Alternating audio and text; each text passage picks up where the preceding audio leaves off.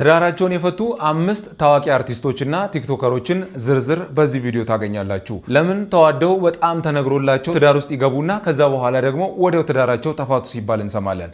ይህ ለምን ይሆናል? የካፕል ኮንተንትስ ብዙዎች ትዳር ላይ ችግር እያመጣ ነው። ይህ በምን ምክንያት ሊሆን እንደቻለም በዚህ ቪዲዮ መልስ ታገኛላችሁ። ሰላም ውድ የአሞና ቲዩብ ተከታታዮቻችን፣ አስተማሪ ታሪኮችን፣ ጠቃሚ መልእክቶችንና በሳምንት ውስጥ የተከሰቱ አበይት ጉዳዮችን የምናወራበት ቻናል ስለሆነ አሞና ቲዩብን ሰብስክራይብ አድርጉ። የመጀመሪያው በጣም ታዋቂና ፖፑላር ሆኖ ኢትዮጵያ ውስጥ ትዳር ካገቡ በኋላ ወይም ደግሞ ድል ያለ ሰርግ ተደግሶላቸው ከተጋቡ በኋላ ከተፋቱ ውስጥ አርቲስቶች መካከል የመጀመሪያዋ ፍሬያት የማነ ናት። ፍሬያት የማነ እውቅ የትግራይ ልጅ ናት። በጣም ታዋቂ ናት። ኢትዮጵያ ውስጥ በዘፈን ክሊፖች ላይ ነበረ መጀመሪያ ስትመጣ አካባቢ የመጣችው። ከዛ በኋላ ደግሞ በጣም በቃ አክሽኗ፣ መልኳ፣ የተለያየ አይነት የአክቲንግ ብቃቷ ተደማምሮ ወደ ፊልሙ ዘርፍ እንድትገባ ተደረገ። ፊልም ዘርፍ ላይ ገብታም ደግሞ በጣም ደስ የሚል የትወና ብቃቶቿን አሳይታለች። የተለያዩ አይነት ፊልሞችን ሰርታለች። በጣም በህዝቡ ተወዳጅ ነበረች እና እሷም አንድ ሰው አግብታ ነበረ።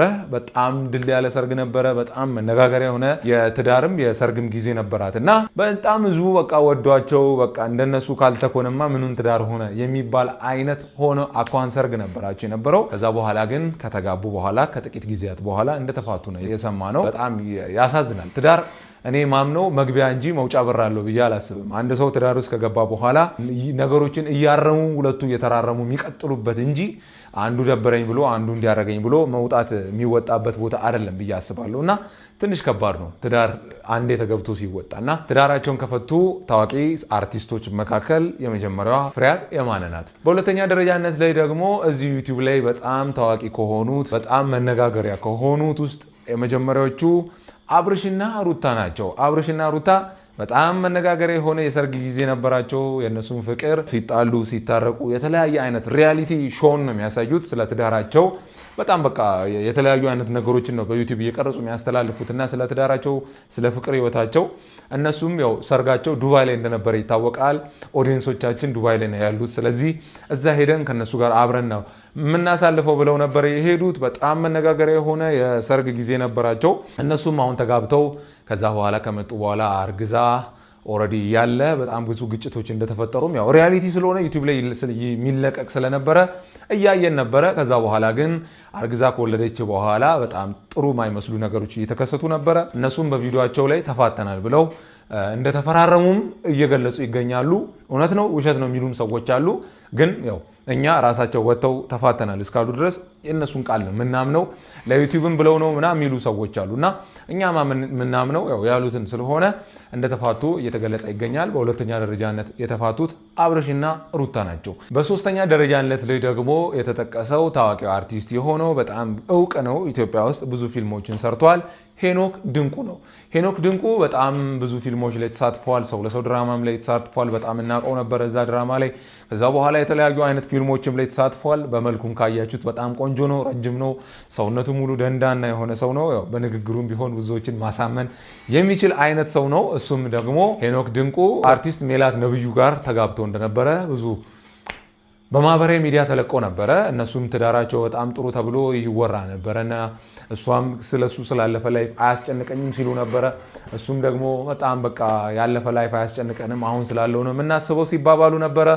በጣም ተወዳጅ ነበሩ። በጣም የህዝቡን አቴንሽን የያዙ ነበሩ። ግን ደግሞ ከሆነ ጊዜ በኋላ የእነሱም ትዳር እንደፈረሰ ሰማን። ያም ደግሞ የሆነበት ምክንያት ሄኖክ ድንቁ የቀድሞ ፍቅረኛው ብዙ ኮምፕሌኖችን አቀረበች። ብዙ ነገር ከኔ ወስዶ ተጠቅመዋል፣ ከዛ በኋላ ነው ደግሞ ወደ እሷ የሄደው የሚሉ ነገሮች መጡ።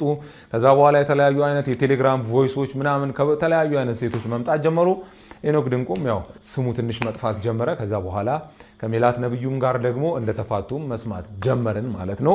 በሶስተኛ ደረጃነት ደግሞ ያው ትዳርን የፈቱ ሄኖክ ድንቁ እና ሜላት ነብዩ ናቸው የተለያዩት። በአራተኛ ደረጃነት ላይ ደግሞ የምንጠቅሳቸው መቅደስ ጸጋዬ ናት። መቅደስ ጸጋዬም በጣም ሞጋቾች ኢቢኤስ ላይ ድሮ ያው ይህን ያህል ሶሻል ሚዲያ ብዙ አልነበረም። ቴሌቪዥኖች ብዙ የመዝናኛ ቴሌቪዥኖች ብዙ አልነበሩም እና ኢቢኤስ በጣም በቃ ፖፑላር ነበር። የዛን ሰዓት ድራማዎችን ያሳይ ነበር እና ኢቢኤስ ላይ ከሚለቀቁ ሞጋቾች ድራማ ላይ ነበር የምናውቃት። በህዝቡ በጣም ተወዳጅ የሆነች ሴት ናት።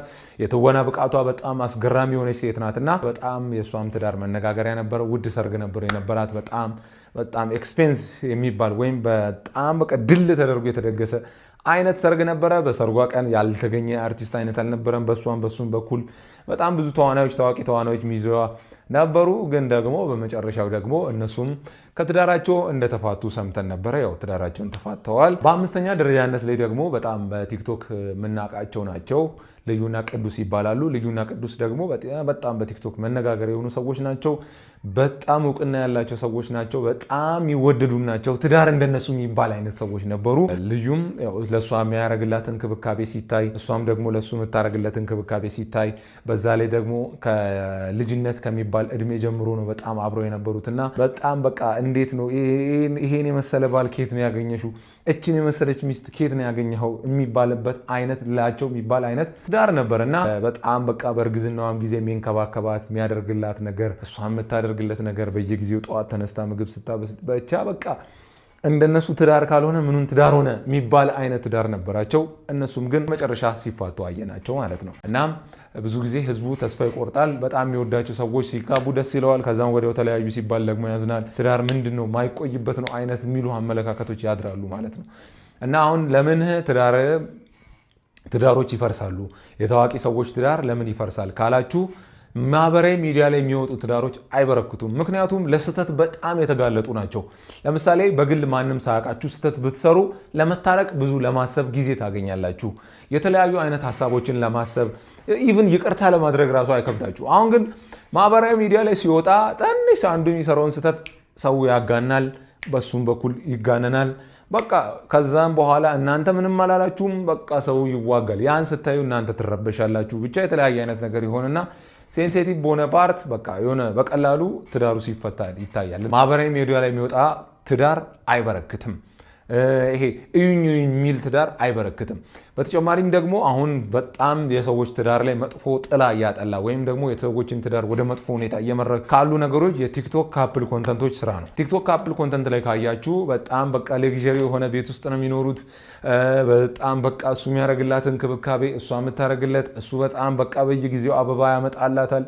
እራት ውጭ በየጊዜው ወጥተው ይበላሉ። እሷ ደግሞ እሱ ቤት ሲገባ ባሌ ኳስ ሊያይ ነው ብላ በጣም በቃ አዘጋጅታ ቡና አፍልታ ፍራሽ አንጥፋ ተኝተው በቃ ይሄ ብቻ በአእምሮ የሚታሰብ ግን ለማውረድ ድሃ ለሆነች ሀገር የሚከብድ አይነት ነገር ነው የሚያሳዩ። እነሱ የሚወዷቸው የሚያያቸው ሰዎች ደግሞ ያ ነገር እነሱ ላይ እንዲመጣ ይፈልጋሉ። እነሱ ለቪዲዮ ነው እንዲህ የሆኑ ያሉት እንጂ ሪያሊቲ አይደለም። ባይሆን ኖሮ እንዲህ ስራ የሚሰሩ ሰዎች ዓለምም ላይ ኢትዮጵያ ላይ ብቻ አይደለም ዓለምም ላይ ሲፋቱ በጣም ብዙዎችን አይተናል። 10 ምናምን ዓመት የቆዩ ሰዎች ሲፋቱ በእንደዚህ አይነት ጉዳይ አይተናል።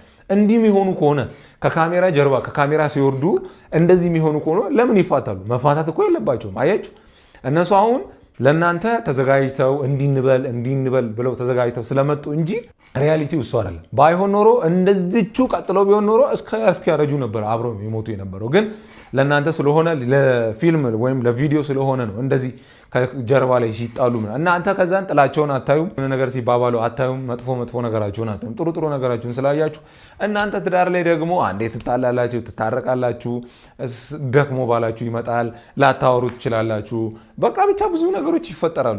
ይሄ ነገር እኔ ትዳር ላይ እንዴት አልመጣም ብላችሁ እነሱን ስታዩ ደግሞ የተለያየ አይነት ግጭቶች ውስጥ ትገባላችሁ እና ብዙ ትዳሮች በእነዚህ ሰዎች ምክንያት እየፈረሱ ይገኛል። እና እኔ ከዚህ ጉዳይ ጋር በተያያዘ አንድ ቲክቶክ ቪዲዮ ሰርቼ ነበርና እስቲ እሷን ሰምተን እንመለስ። ትዳር ማለት እንደ ባቢና ግሬስ፣ ሳምና ሊሃ፣ ሚጉና ዳኒ፣ ሞሌክስና ኮዚ እንዳይመስላችሁ። እሱ እናንተን እንዲያዝናና የተጻፈ ድርሰት ወይም ስክሪፕት ነው። ይህን ቪዲዮ ልሰራ የተገደድኩት ብዙ ወጣቶች እዚህ ቲክቶክ ላይ የሚያዩትን ሁሉ ነው ብለው እያመኑ እንደሚያዩት ሰው ካልሆንኩ እያሉ የራሳቸውን ሕይወት እየበጠበጡ ችግር ውስጥ እየገቡ ላሉ ሰዎች ነው። ሚዲያ ላይ የምታያቸው ሰዎች በሙሉ መልአካዊ ባህሪያቸውን ነው ለእናንተ የሚያሳዩት።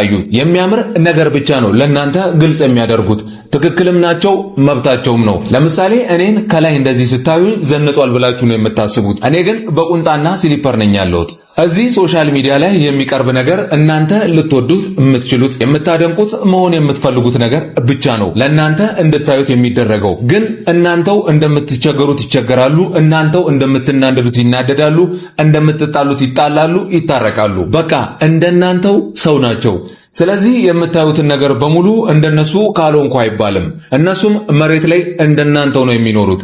የራሳችሁን ሕይወት እንደራሳችሁ ኑሩት። በብልሃት እንኑር።